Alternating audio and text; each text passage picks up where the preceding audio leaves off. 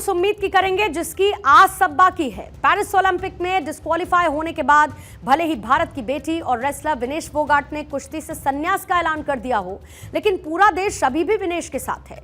इंतजार उस मेडल का है जिसको लेकर मामला कोर्ट तक जा पहुंचा है, यानी कि कैस तक पहुंच गया। भारतीय ओलंपिक संघ और विनेश फोगाट ने court of arbitration for sports यानी कि कैस से यह अपील की कि उन्हें कम से कम सिल्वर मेडल दिया जाना चाहिए। इसके बाद कैस ने उनकी जो आपत्ति थी उसको एक्सेप्ट कर लिया।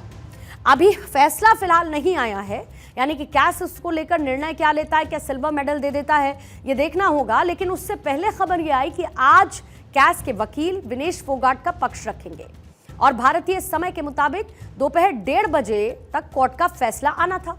लेकिन शाम होते होते पता चला कि अब ओलंपिक खत्म होने से पहले, यानी पेरिस ओलंपिक का जो पूरा इवेंट है, स्पोर्ट्स इवेंट है, वो खत्म होने से पहले जो मेडल से जुड़ा हुआ मामला है विनेश फोगाट को लेकर, जिसको लेकर उन्होंने अपील की थी, वो फैसला तब आएगा।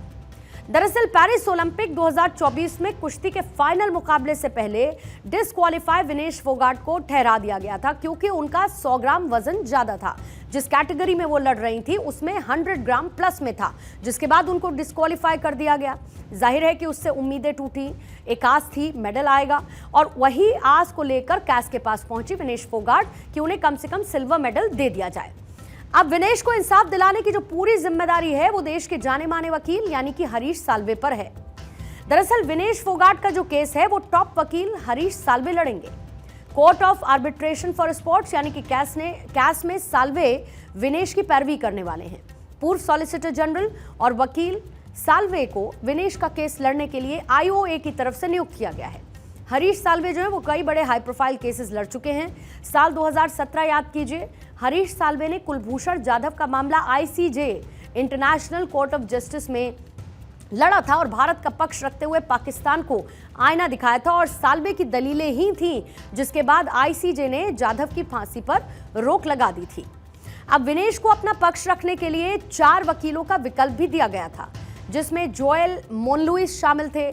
इसके साथ एस्टेले इवानोवा शामिल थे, हैबिस एस्टेले किम और चार्ल्स एमसन इसका हिस्सा थे, जो कि पेरिस ओलंपिक में कैस की तरफ से बिना फीस के नियुक्त किए गए थे। लेकिन विनेश फोगाट की सुनवाई के लिए भारतीय वकील की मांग की गई, जिसके लिए कोर्ट ने समय दिया और सुनवाई शुक्रवार तक के लिए तय कर दी। और ऐसे में अगर फैसला विनेश फोगाट के पक्ष में आता है तो पेरिस ओलंपिक 2024 में भारत को एक और सिल्वर मेडल मिलना तय है। महावीर फोगाट को भी इस बात की उम्मीद है कि विनेश फोगाट मेडलिस्ट हैं और कोर्ट उनके हक में फैसला देगा और विनेश फोगाट को सिल्वर मेडल जरूर मिलेगा, इस बात की उनको उम्मीद है।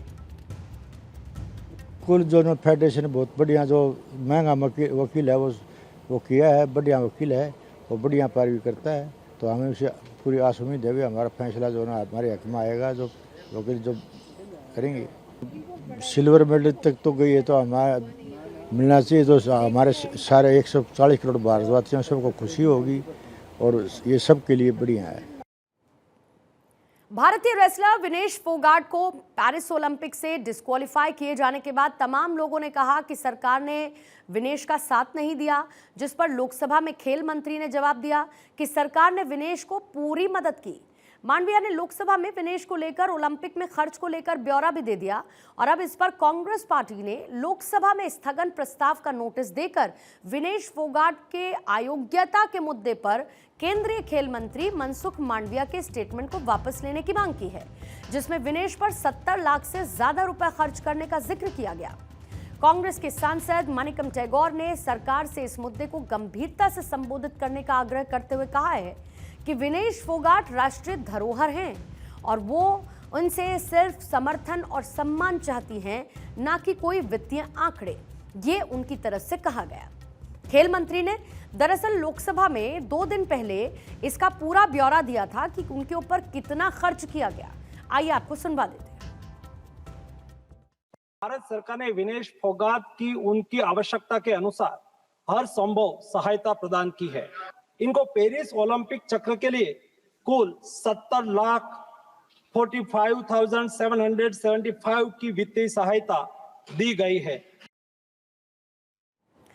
अब मैं आपसे एक बात पूछना चाहती हूं, अगर हिंदुस्तान की बेटी विनेश गोल्ड जीतकर आती तो वो मेडल देश का होता, विनेश का होता। लेकिन ऐसा माहौल बनाया जा रहा है कि इस पर सियासत भी गजब है। कोई आपदा में अफसर ढूंढ रहा है, कोई चुनावी मौका ढूंढ रहा है। लेकिन मैं ये कहना चाहती हूं कि इस पर पॉलिटिक्स नहीं होनी चाहिए, राजनीति नहीं होनी चाहिए। खेल को खेल रहने दीजिए, पॉलिटिक्स के लिए तो बाकी मुद्दे हैं ना। पहले हरियाणा के पूर्व सीएम भूपेंद्र सिंह हुड्डा ने विनेश को राज्यसभा में भेजे जाने की वकालत कर दी। ये कहा कि अगर मेरे पास बहुमत होता तो मैं विनेश को राज्यसभा भेज देता। फिर उसके बाद आई टीएमसी के सांसद अभिषेक बनर्जी, भारत रत्न देने की मांग कर दी। बहुत अच्छी बात है, लेकिन सियासत की मंशा नहीं होनी चाहिए। अब बात करते हैं आम आदमी पार्टी की। हरियाणा से विनेश फोगाट को चुनाव लड़ाने का ऑफर तक दे डाला, यानी कि राजनीति में एंट्री और उसका लाभ उठाने का मौका। इधर हरियाणा जनसेवक पार्टी भी विनेश फोगाट के समर्थन में आ गई और राज्यसभा भेजने के लिए समर्थन दे दिया है। साथ ही यह भी कहा कि अगर विनेश फोगाट चाहेंगी तो उन्हें अपनी पार्टी से विधानसभा चुनाव भी हम लड़वाने के लिए तैयार हैं। दरअसल विनेश फोगाट जहां से आती हैं, उसी हरियाणा में इस साल के अंतिम में विधानसभा चुनाव होने हैं। हरियाणा की 90 सीटों पर होने वाले इस चुनाव में कांग्रेस और बीजेपी गठबंधन का मुकाबला होना है। और विनेश फोगाट जिस जाट समुदाय से आती हैं, हरियाणा की राजनीति में इस समुदाय का सियासी दबदबा गजब का है। और यही वजह है कि विनेश फोगाट को लेकर विधानसभा चुनाव में लाभ लेने की होड़ तमाम पार्टीज में मची हुई है।